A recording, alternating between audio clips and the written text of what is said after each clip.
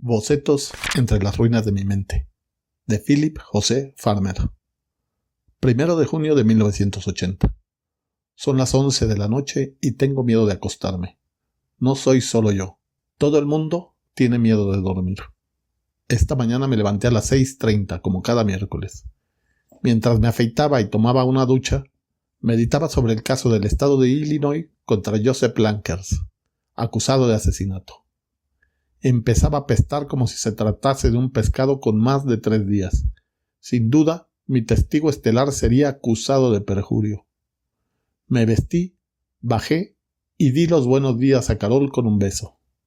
Me sirvió una taza de café y me dijo: «El periódico no ha llegado aún». Esto me puso de muy mal humor. Necesito tanto el café como el periódico de la mañana para ponerme en marcha. 2 veces durante el desayuno me levanté de la mesa y miré al exterior. Ni el periódico ni el repartidor aparecían por parte alguna. A las 7, Carol subió a las habitaciones para despertar a Mike y a Tom, que tienen, respectivamente, 10 y 8 años. Los sábados y los domingos se levantan temprano.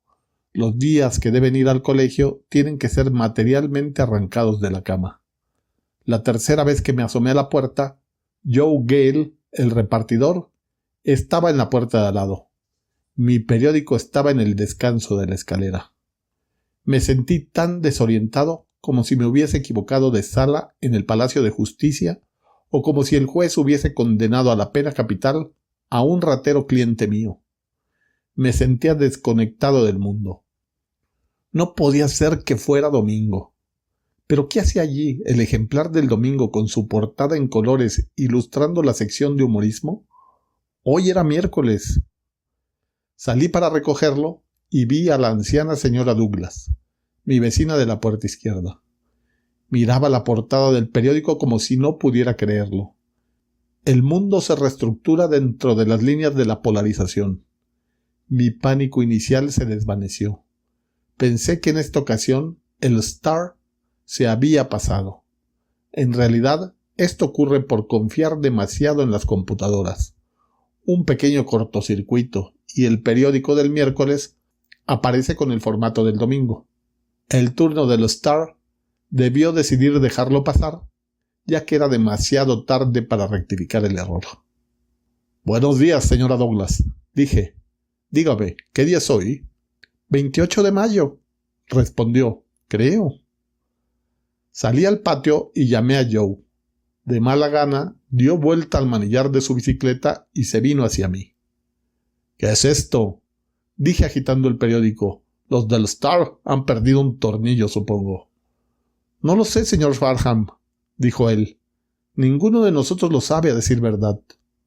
Por nosotros se refería con toda seguridad a los otros muchachos con los que se reunía por la mañana a la salida del periódico. «Todos pensamos que era miércoles, por eso he llegado tarde. No podíamos comprender lo que ocurría. Pasamos un buen rato discutiendo y entonces Bill Ambers llamó a la oficina. Gates, que es el jefe de distribución, estaba tan desconcertado como nosotros. La cabeza le daba vuelta.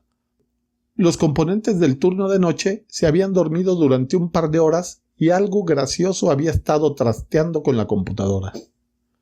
«¿Esto es lo que ocurrió?», dije. Me sentí aliviado. Cuando entré, saqué los periódicos de los 4 últimos días. Me senté en el sofá y les di un vistazo. El titular del miércoles decía: «Un objeto misterioso en la órbita de la Tierra». Me acordaba de los artículos del martes que informaban de que un objeto grande de forma esférica avanzaba hacia un punto entre la Tierra y la Luna. Se había detectado hacía 3 semanas cuando atravesaba el llamado cinturón de asteroides. En aquel momento viajaba aproximadamente a 50.000 kilómetros por hora, en relación con el Sol. Posteriormente su velocidad se había reducido. Había cambiado de sentido varias veces y era obvio que, de no cambiar de rumbo otra vez, se acercaba a la Tierra. En el momento en que se encontraba a 2 millones de kilómetros de distancia, el radar había podido determinar su tamaño y su forma, pero no el material de que estaba compuesto. Era perfectamente esférico y tenía exactamente un diámetro de medio kilómetro. no reflejaba mucha luz. Dado que había cambiado su rumbo con tanta frecuencia, tenía que ser artificial. Manos extrañas o extrañas artes lo habían construido. Recordé el pánico y el gran número de artículos exaltados que aparecieron en la prensa y en las revistas, así como los programas especiales de televisión, a altas horas de la noche, para discutir sobre su trascendencia. Todos los esfuerzos por obtener respuesta, tanto a las señales de radio como a las procedentes de los rayos láser enviados desde la Tierra, habían fracasado. Muchos científicos dijeron que probablemente no contenía pasajeros vivientes. Debía ser de un origen interestelar. Los seres sensibles de algún planeta que giraba alrededor de alguna estrella lo habían enviado, dotado de un equipo automático de determinadas características. Ningún ser podía vivir lo suficiente para viajar de una estrella a otra. Se tardaría más de 4 años en ir de la estrella más cercana a la Tierra, incluso aunque el objeto pudiese viajar a la velocidad de la luz, y esto era imposible. Aún la velocidad de un 16avo de la luz parecía increíble, dada la ingente cantidad de energía que se precisa. No, este objeto había sido lanzado con instrumentos electromecánicos a bordo, sin pasajeros. Había alcanzado su velocidad máxima, reducido su potencia y avanzaba por su propia gravedad hasta situarse al borde de nuestro sistema solar. Según los expertos, le era imposible aterrizar a causa de su tamaño y de su peso. Probablemente se trataba de una nave de reconocimiento, la cual, después de haber tomado algunas fotografías y haber hecho algunos barridos de radar y de rayos láser, se pondría en marcha hacia su punto de destino, regresando probablemente hacia la órbita del planeta del que procedía. El pasado miércoles por la noche, el presidente nos había dicho que no teníamos nada que temer, y trató de terminar con una nota optimista. Por lo menos, esto es lo que decía el periódico del miércoles. Los seres que habían enviado la bola deben de estar más avanzados que nosotros y deben de tener muchos adelantos que poder traspasarnos. Y nosotros podemos aportarles también contribuciones provechosas. ¿Cuáles? Pensé. En la segunda página figuraban algunas fotografías de la bola, tomadas desde uno de los laboratorios espaciales. Tenía el aspecto de una gigantesca bola negra de billar. Un cómic de la televisión sugirió que la otra cara, a lo mejor, llevaba un enorme 8 pintado en blanco. Puede que el pasado miércoles pensase que todo esto era gracioso, pero ahora no lo creía así. Me parecía muy probable que la bola tuviera relación con la pérdida de memoria de aquellos 4 días. ¿Cómo? No tenía ni la más mínima idea.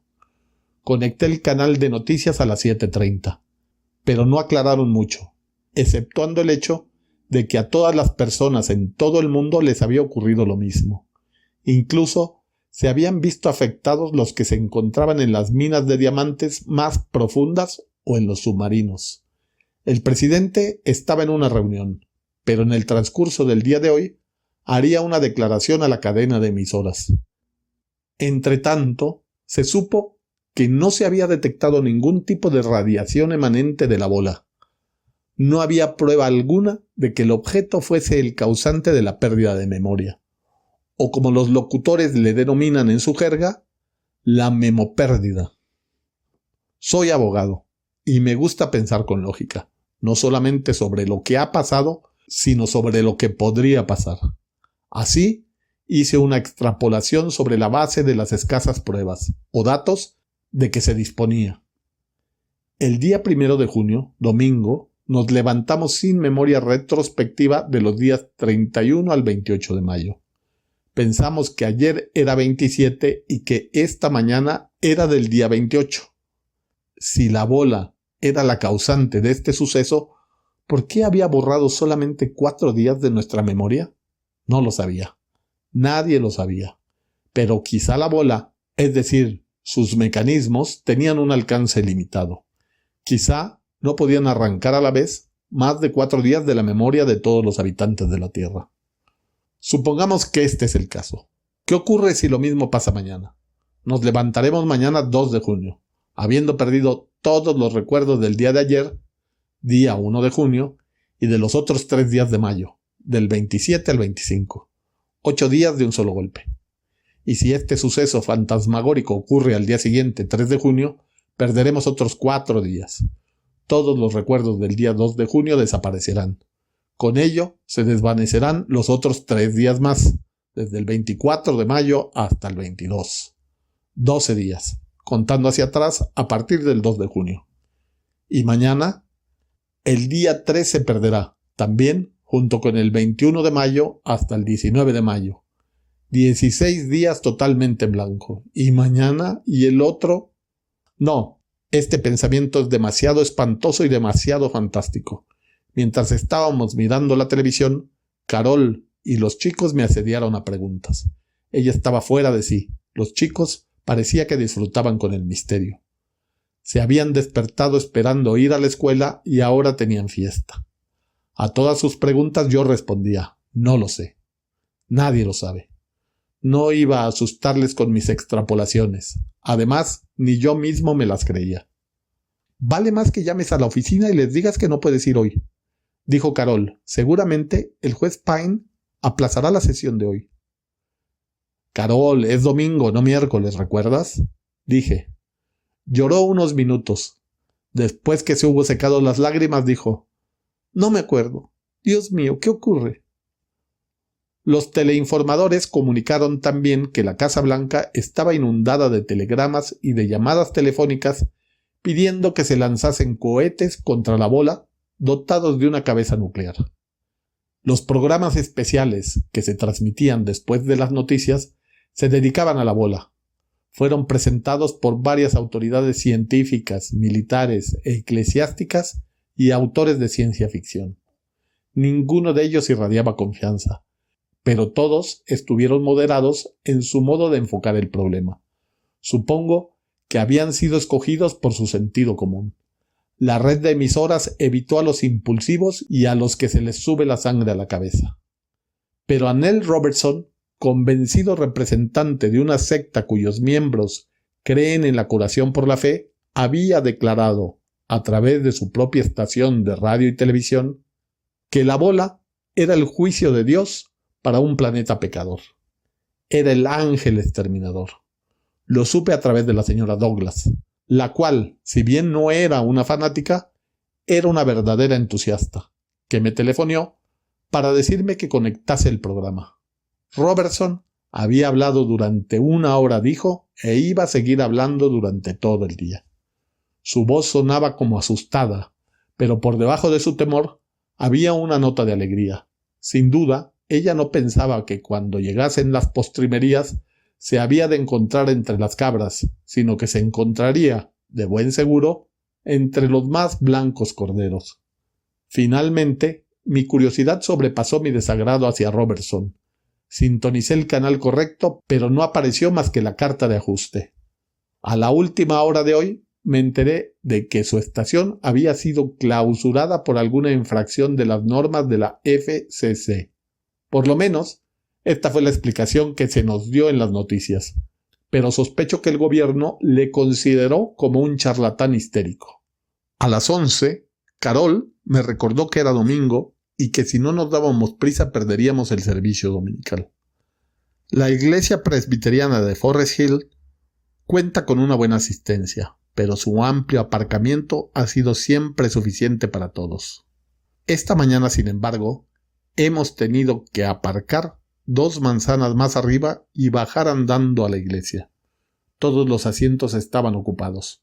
Tuvimos que permanecer de pie en el vestíbulo de la entrada principal. La multitud temblaba de miedo. Sus caras estaban pálidas e inanimadas, sus ojos agrandados.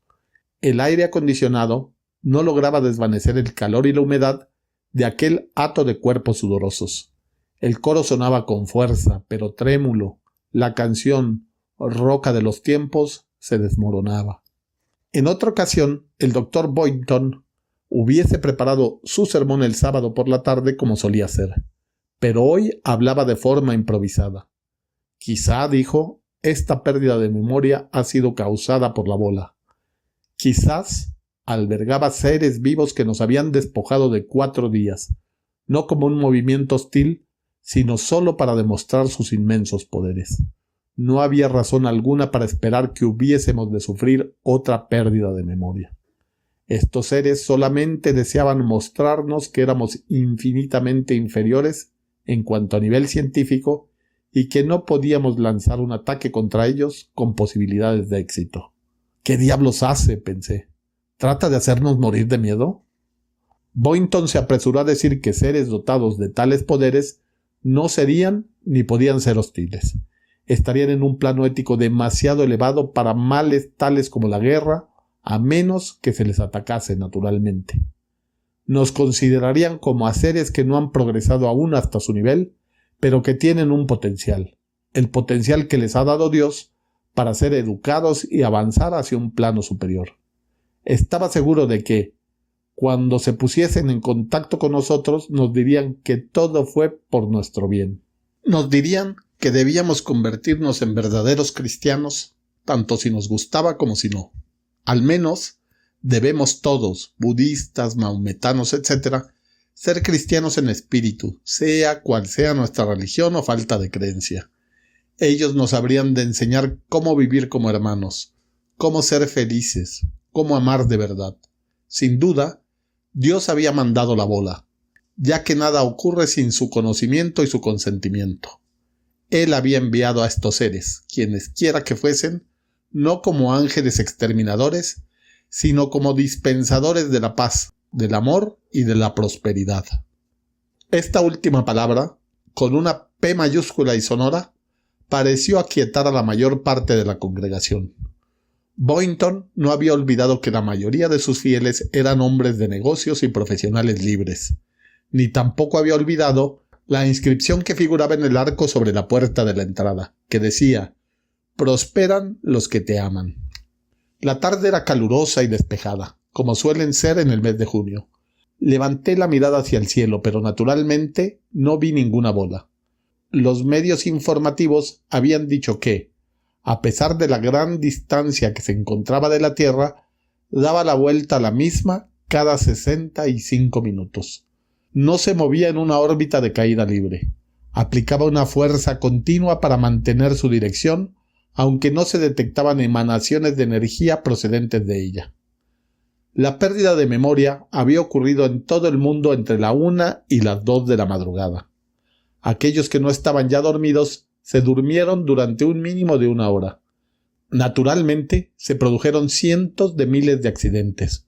Los aviones que no funcionaban con piloto automático se estrellaron. Los trenes chocaron o descarrilaron. Los barcos se hundieron y más de 200,000 personas habían muerto o habían sido gravemente heridas. Al menos 1,000,000 de conductores de vehículos y sus pasajeros resultaron heridos.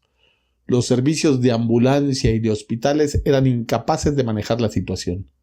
El hecho de que su personal había estado dormido durante un lapso mínimo de 1 hora y que habían tardado algún tiempo en recuperarse de la confusión al despertarse, había agravado la situación considerablemente.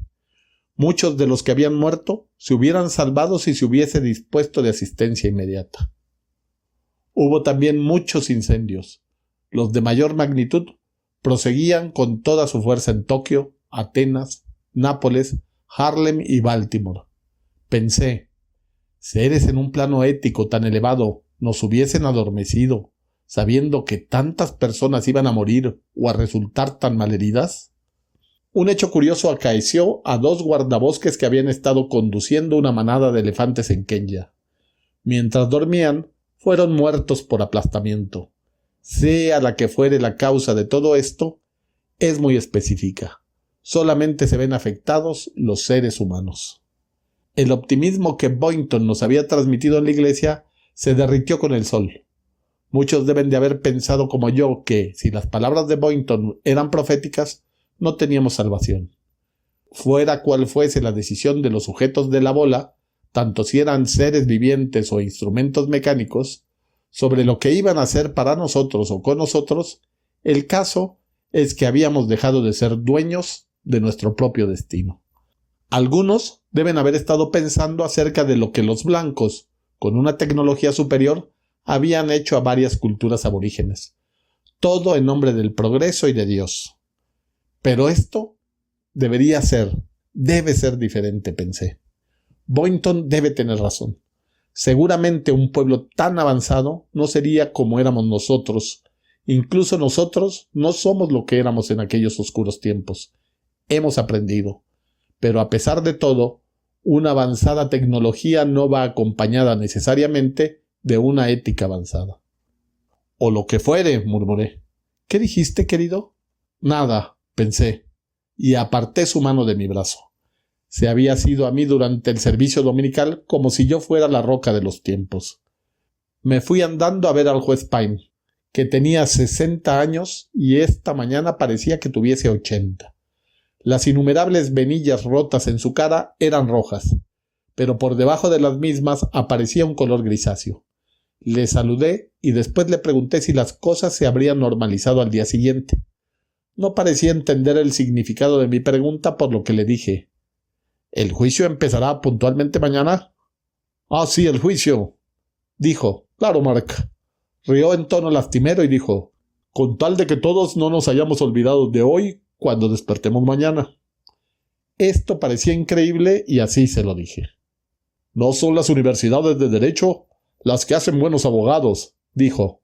Es la experiencia. Y la experiencia nos dice que las mismas malditas cosas con variaciones insignificantes ocurren una y otra vez, día tras día. Así que le hace pensar que esta maldita cosa no volverá a ocurrir. Y si vuelve a ocurrir, ¿qué va a aprender del suceso si no puede recordarlo? Yo no tenía ningún argumento lógico y él no quería hablar más. Agarró a su esposa por el brazo y rodearon a la multitud como si pensasen que iban a poner el pie en el agujero de una alcantarilla e iban a ser ahogados en un mar de cuerpos. Por la tarde decidí grabar en una cinta magnetofónica todo lo que había ocurrido hoy. Ahora me acuesto para dormir. Ruego al Señor que me conserve la memoria si olvido mientras duermo. La mayor parte del resto del día de hoy la he pasado delante del televisor. Carol pasó horas tratando de hablar por teléfono con sus amigas. 3/4 partes de las veces recibió señal de que comunicaban. Hubo avisos en la televisión pidiendo a la gente que no empleasen el teléfono excepto en casos de emergencia, pero ella no hizo caso hasta las 8 aproximadamente. Una nota de televisión, transmitida por 6ª vez en una hora, pedía que las líneas se mantuvieran libres. Unos 20 fuegos se habían propagado en toda la ciudad y los bomberos no habían podido ser informados a causa del bloqueo de las líneas. Lo mismo ocurrió con las llamadas en los hospitales. Le dije a Carol que dejase el teléfono y nos peleamos. Nuestra histeria reprimida se desató y los niños se retiraron arriba a su habitación y cerraron la puerta. Al cabo de un rato, Carol empezó a llorar y se echó a mis brazos, y después yo me puse a llorar. Nos besamos e hicimos las paces. Los muchachos bajaron y nos miraban como si les hubiésemos regañado, lo que evidentemente habíamos hecho. Para ellos ya no era una divertida aventura de ciencia ficción. Mike dijo: «Papá, ¿podrías ayudarme a repasar las lecciones de aritmética?» Yo no tenía ganas, pero quería disculparme por la incómoda escena anterior. Dije que sí y después, cuando vi lo que tenía que hacer, dije: «¿Pero qué es todo esto? ¿Qué le pasa a vuestro profesor? Nunca vi tanto...». Callé. Naturalmente había olvidado todo lo que había aprendido en los 3 últimos días de escuela. Tenía que estudiar las lecciones de nuevo. Esto nos llevó hasta las 11, aunque hubiésemos podido haber ido más rápido si yo no hubiese insistido en ver las noticias cada media hora, durante 10 minutos por lo menos. Pasamos media hora escuchando al presidente, que apareció a las 9:30. No tenía nada que añadir a lo que el informador había dicho, excepto que, dentro de 30 días, el asunto de la bola estaría completamente liquidado de una u otra forma. Si no daba respuesta alguna a nuestras señales en el transcurso de 2 días, enviaríamos una expedición de 4 hombres para explorar la bola. Si pueden entrar, pensé. Sin embargo, si la bola comete cualquier otro acto hostil, los Estados Unidos lanzarán inmediatamente, junto con otras naciones, cohetes armados con bombas H. Mientras tanto, ¿quieren unirse al presidente en una oración de intención internacional? Claro que sí. A las 11 pusimos a los chicos a dormir. Tom se durmió antes de que hubiésemos salido de la habitación. Pero una media hora más tarde, cuando pasé por su puerta, oí su televisor, que sonaba bajito. No dije nada a Mike, aunque tuviese que ir al colegio al día siguiente. A las 12 grabé la primera parte de esta cinta. Es la 1:01 de la mañana. Si lo mismo que ocurrió ayer sucede esta noche, el hemisferio del lado noche se verá afectado primero. La gente en la zona horaria correspondiente a la bisectriz entre los océanos Atlántico Norte y Sur, que cubre la mitad este de Groenlandia, se dormirán. En previsión de que esto ocurriese de nuevo, los aviones no han despegado. En estos precisos momentos, la televisión muestra el puente y el salón del transatlántico Pax. Son las 5 allí, pero el salón está lleno. Los pasajeros llevan sombreritos de verbena y lanzan confeti, y hay globos flotando por doquier. No sé qué pueden estar celebrando. El capitán dijo hace un rato que el barco estaba dirigido por medio de un piloto automático, pero que no esperaba que se repitiese el hecho de la noche pasada. El entrevistador dijo que los gobiernos de las naciones de la zona diurna no habían conseguido mantener a la gente en casa. Recibimos imágenes de todas partes. Las sirenas suenan quejumbrosas en todo el mundo, pero excepto en las naciones con regímenes totalitarios, las calles del mundo diurno están llenas de coches. Los condenados locos no creen que vuelva a ocurrir. Vuelta al puente y al salón del barco. Dios mío, se están durmiendo. Los locutores repiten consejos, que todos permanezcan acostados para que no sufran heridas al caer. Asegúrense de que todos los utensilios domésticos que puedan provocar un fuego se hallen desconectados, etcétera, etcétera. Estoy sentado en una silla, con el respaldo inclinado hacia atrás. Carol está en el sofá. Ahora yo estoy en el sofá. Carol dijo que quería estar apoyada contra mí cuando aconteciese este horrible suceso. Los locutores se ponen histéricos. Dentro de pocos minutos llegará a Nueva York. La mitad este de Sudamérica está bajo sus efectos. La parte central lo va a estar en breve. Philip José Farmer nació en Terre Haute, Estados Unidos, en el año de 1918 y murió en Peoria en el año de 2009. Se especializó en relatos y novelas dentro del género de la fantasía y la ficción, muchas de las cuales se desarrollan en el mundo del río, que es un planeta ficticio creado por Farmer. Son característicos también sus relatos en los que toma personajes famosos de otros autores, como Phineas Fogg, Tarzán, Sherlock Holmes, y construye con ellos nuevas historias. Sus obras más conocidas son El fabuloso barco fluvial y El laberinto mágico. En el cuento Bocetos entre las ruinas de mi mente, Farmer nos relata un posible contacto con una civilización extraterrestre dotada sin duda con el arma más poderosa que se pueda imaginar, una que provoca la pérdida de la memoria.